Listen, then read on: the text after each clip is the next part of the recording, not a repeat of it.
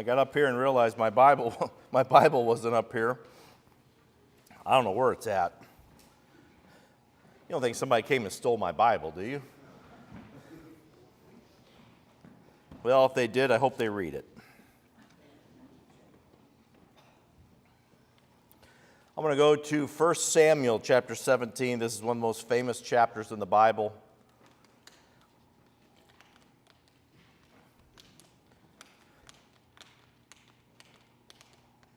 First Samuel chapter 17, verse 41. Meanwhile, the Philistine with his shield bearer in front of him kept coming closer to David. He looked David over and saw that he was a little more than a boy, glowing with health and handsome, and he despised him. He said to David, "Am I a dog that you come at me with sticks?" And the Philistine cursed David by his gods. "Come here," he said, "and I'll give you your flesh to the birds and the wild animals." David said to the Philistine, "You come against me with sword and spear and javelin, but I come against you in the name of the Lord Almighty, the God of the armies of Israel, whom you have defiled. This day the Lord will deliver you into my hands. I'll strike you down and cut off your head. This very day I will give the carcasses of the Philistine army to the birds and the wild animals, and the whole world will know there is a God in Israel. And all those gathered here will know it is not by sword or spear that the Lord saves, for the battle is the Lord's, and he will give you into my hands." As the Philistine moved closer to attack him, David ran quickly towards the battle line. Reaching into his bag, taking out a stone, he slung it and struck the Philistine in the forehead. The stone sank into his forehead, and he fell down, face down to the ground. So David triumphed over the Philistine with a sling and a stone. Without a sword in his hand, he struck the Philistine and killed him. That is one of the most famous stories, chapters in the Bible, David and Goliath. I want to preach for just a little bit this morning on what I have entitled Facing the Giants, okay? This was one of my favorite stories growing up as a kid. I love this story, the little shepherd boy versus the great giant. This analogy is used so much in life, I don't know if people even realize it's a biblical analogy. The underdog, the smaller athlete, the less skilled athlete, the smaller team defeats the much larger, better skilled opponent. Doesn't matter the size, doesn't matter the experience. The team that was supposed to lose wins. And they'll always say that. It's like David and Goliath out there. And David wins. There was a great example of this last Sunday. In fact, he's so defeated he couldn't even come to church today. After the Father's Day breakfast, Joe Signego and I arm wrestled each other. We went head-to-head arm wrestling. He is 6'7" and weighs 318 pounds. I am 6 foot tall and I weigh 222 pounds. He is 7 inches taller and almost 100 pounds heavier, and I slayed the giant. I took him down, and I just wore him out. You know, he couldn't put that arm down, and he was wearing out, and I took that giant arm of his and I slammed it down for the victory. It's on Facebook if you want to see it. That shocked look on his face as David slayed the giant. So, we all have giants, right? We all face giants in our lives. How are you doing against them? How are you doing against the giants? Let's look at this, okay? Point number one, I have entitled this. I have entitled it, Our Personal Giants, okay? So my question for you is, what or who is your personal giant? It's different for everyone, isn't it? Everybody has their own giants we face. Everybody has their own different things that we go through. Maybe it's failure. Have you ever failed at something? And now, even in life, as you try new things, you're scared because you failed once and you're afraid you're going to fail again. And now you're almost afraid to try because you're afraid of that feeling. That's your giant. Maybe your giant is failure. Or how about this one? Anybody have this one for a giant? Maybe your giant is fear. Anybody afraid of anything? And it's become your giant? Something maybe that you fear? Fear, the bad thing about fear is it branches out. It doesn't just stay on one thing. When you start fearing one thing, then all of a sudden you start fearing another. And fear kind of branches itself out. So let me ask you this. Is there anybody here who is a acrophobia? Anyone suffer from acrophobia? That's the fear of heights. Yesterday morning, I was changing that light bulb for the wedding, and I had the ladder up, and I'm changing the bulb. And you can't drop those. They don't make those anymore. There is no, Menards doesn't have those on a shelf. And I'm standing really tall on the ladder, and all of a sudden it hits me. I'm really high up in the air, and I'm holding on to this antique that could break at any moment. And all of a sudden I started to get dizzy. And all of a sudden I started to get kind of woozy. And all of a sudden I thought I better get down. Because I suffer from acrophobia. How about this? Let's see if I can even pronounce this. Herpetophobia. Herpetophobia. Anybody? Fear of snakes. Anybody? Duck? Bobby? Fear of snakes? They're just fun little creatures. Don't you like it when they make the S?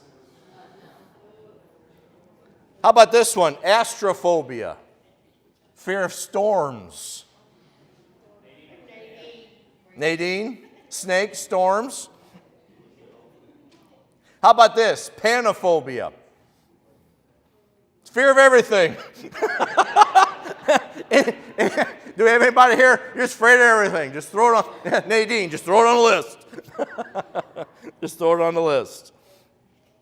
Fear keeps us from making choices. Fear keeps us sometimes from moving on. Fear sometimes will do things to us. Fear will keep us, even though we need to be over there, we're still over here because we're afraid to go over there. We really need to be over there. We need to really move over here. We need to really get over there, but we're afraid. And fear keeps putting the roadblocks in the way. We need to be somewhere and they're not. I know there was a guy going to church one time and he told his wife, he said, I don't want to go. I'm afraid no one will like me there. I'm afraid I won't be accepted. I'm afraid they're going to judge me. And the wife said, you're the pastor. You got to go. Fear. Fear.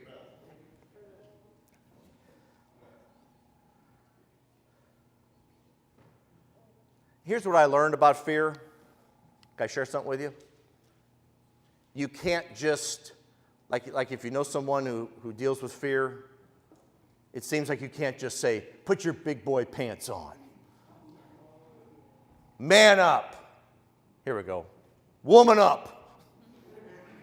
It seems like that doesn't work, does it? Anybody tell you to put your big boy pants on? You're like, I don't want to put my pants on. Seems like that doesn't, I know there has to be another way. Let's look at this other giant real fast. Here we go. Okay, some of you fear. How about this one? Does anybody face the giant of worry? Worry. Worry. Anybody? What are you so worried about? Worry? I looked this up. Top 10, I'm not going to name them all. Top 10 things we worry about. Your career. Anybody worry about money? Everybody got enough money, you're fine? Here's one. Body image. Weight, wrinkles, aging. Who has joined me in just letting go? Who has joined my camp where we just let ourselves go? Don't worry about it. Give me another Twinkie. Health. Worry about your health. Worry about your family. Worry is that anxiousness, those uncontrollable emotions, and you can't get it out of your head, and it's stealing your joy, and it's stealing your nice days, and it's stealing your happy moments, and you're missing out on things because you're worried. And I did this years ago. See if you're with me on this one.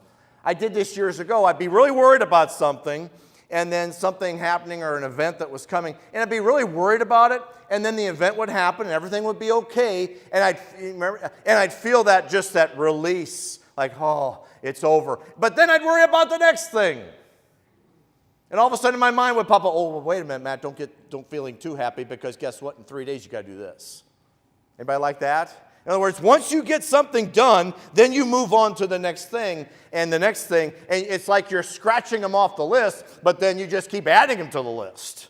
You just keep adding things, and it steals your joy, and it seems like happiness is right there, but the giant is in the way, and you're kind of peeking around the giant just to see it, and just kind of see, you can see joy, it's right over there, but that giant's so big, you almost got to creep around him and look around him just to see it, because your giant is in the way. Okay, so how do we deal with this? Okay, let's look at a couple things here. Let's try to, okay, first of all, I'm going to drop a disclaimer on you. You ready? I'm going to drop a disclaimer on you. I'm going to try to teach you how to deal with your giants, but here's my disclaimer. I'm not exactly real good at it either. But like in other words, I kind of know the answer, but I haven't done it completely yet. I know how to do it, but I just haven't done it yet. Who's with me? We know what to do, but we just ain't done it yet. Anybody? Okay, we got some people in my camp. Okay, here we go. This is exciting. The first thing we need to do to our giants is, and see if I can get this word out. I struggled saying this word in my head as I went over this. Compartmentalize. Did I say it right? We need to, number one, we need to compartmentalize our giants. We need to figure out what our giants are, and we need to compartmentalize them. We need to organize them. Anybody real organizational? Everything has to be all lined up, and everything has to be right now. We need to take our giants and we need to put them in compartments. We need to get them down lists. We need to get them all lined up, and we need to put them in categories. Okay, the first giant that we need to categorize is, I've called this one, the giants that we make up. Giants that aren't really there, but we have created them and we've imagined them, but they're not really there. And we have no business being afraid of them, okay? We fear something, but we don't even know what we're fearing, or we're just making stuff up. Perfect example. I was telling Bobby about this. Perfect example. I don't know, it was in the winter, and I came here at 10 o'clock at night. Have you ever been here when it's pitch dark? It's kind of spooky here. And so I don't know what I was even doing here. I had to pick up something or drop something off. 10 o'clock at night, I come in the back fellowship hall door. I'm walking through, and as I make the corner by the water fountains, this boom! It's like slam! And I thought, what was that? I thought, there's somebody in the church. Something's going on. So you know what I did? I left. I got the heck out of here. I got home and I said to Laura, I don't know if anything's even going to be left in the church, but I ain't going in there. I don't know what's in there. I don't know who's in there. I don't know what's going on in there, but I ain't going in there. A couple days later, I figured it out. You know what it was? The wind knocked our trash can over just as I was coming. The trash can blew over. It wasn't a ghost. It wasn't the mafia coming to put a hit on me. I was afraid of something that wasn't even there. We do this all the time. These are the giants we have to deal with, because sometimes we create our own giants. We'll say, oh, I know he just doesn't like me, and I know they just hate me. Well, are you sure of that? Or, I can't do that. There's monsters under my bed. And we take that in life with us. I can't do that. I can't go there. And we're making up monsters. We're making up giants that are already there. Now, here's the one we really need to deal with. Here's the giant we all need to deal with. The giants of things that are going to happen. There are things that are going to happen in life that we just can't avoid. What is it? Death and taxes, right? At least two of them. There are giants that we will face sometime or another in our lives, And here's what we have to do. We have to make the choice. Do we allow fear and do we allow worry to ruin each day? Or do we come to the conclusion that when things happen in life that are going to happen, we can't get up, we can't avoid them, they're going to happen, how do we react when those times come? How do we react to them? What do we do, and what's our reaction going to be like when those times come? This week, 2 people that we had been praying for, Kathleen and Merlin, both left our world. That's really sad, and it really hurts. And it feels like there's a giant right in front of us. When we lose somebody we love a whole lot, it's like there's a giant right in front of us. And there's 2 things we can do. We can either allow sadness and pain and hurt to dictate the rest of our lives and eventually allow it to turn to bitterness, or we can celebrate what they meant to us. And we can keep the joy that they put into our lives, and we can keep that joy, and then we give that joy to everybody else, and we just keep sharing that joy with everybody. We can either face the giant and say, it's just too sad, I can't go on, or we can conquer the giant and say, I'm going on, I'm taking the love they put in us, and I'm going to give it away. And celebrate what they meant to us. That's what David said. Here's what David said to his giant. He looked at him. David's, I don't know, a Jewish young man. He's probably about 5'3". This dude's 9 feet tall. He looks like me and Joe. David looked right up to the giant. He said, here's what he said, but I didn't read it because I wanted to say it. He looked up at the giant. He said, today the Lord's going to beat you. I like that. Today, the Lord's going to beat you. The Lord will rescue me. This is God's day. You know what we have to do sometimes? We have to talk to our giants. We got to call them out. We got to name them. We got to call them out, and we got to talk to them, and we got to say things to them. And here's what we need to say. Here's what we need to say to our giants. As big as you are, my God's bigger. I remember back in high school, this little guy, I can't remember who it was anymore. He's being picked on by this big guy. The next day, the little guy brought his brother, who's bigger than that guy. Yeah, I remember he goes, pick on me now. I dare you. So remember, God is bigger than the giants that we face. So here's what David does. He gets 5 stones out of the creek. He walks up in front of the giant, and he slings that stone, and he takes the giant out in one stone. With one little slingshot, he takes the giant out.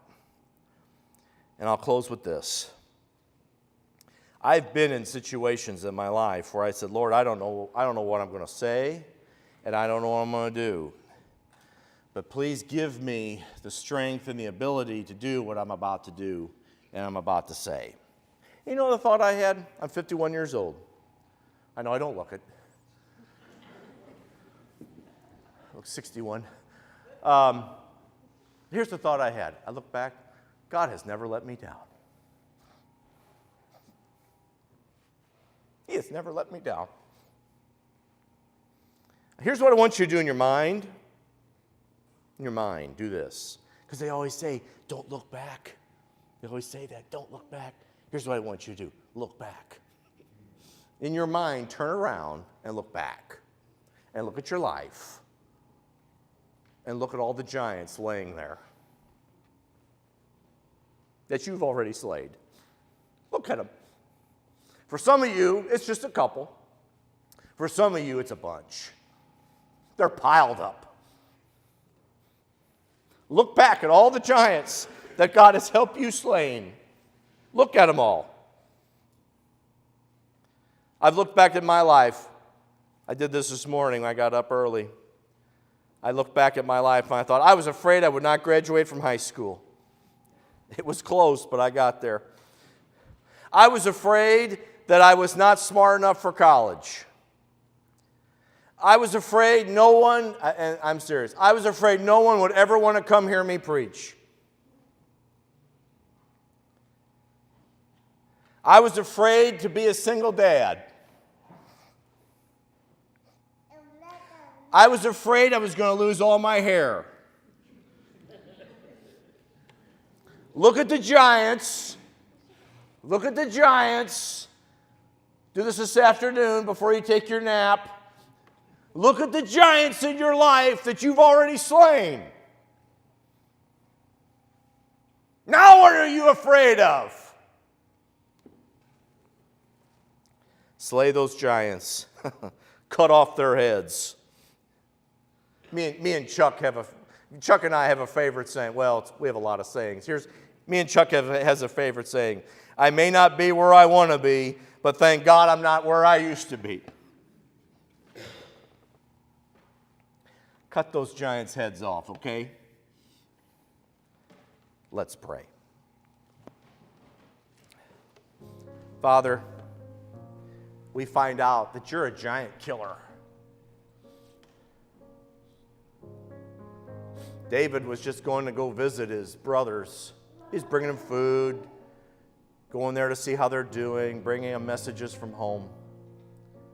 The Bible even says he brought wine, he brought meat, he brought cheeses. And I love what that old Pentecostal preacher said. God did not anoint David to carry cheese sandwiches. He anointed him to kill giants.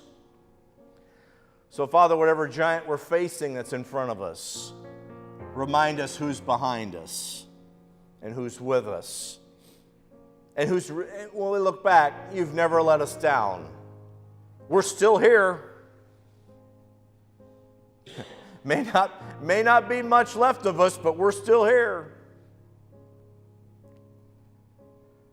Help us to face our giants and slay them all. In Jesus' name we pray. Amen.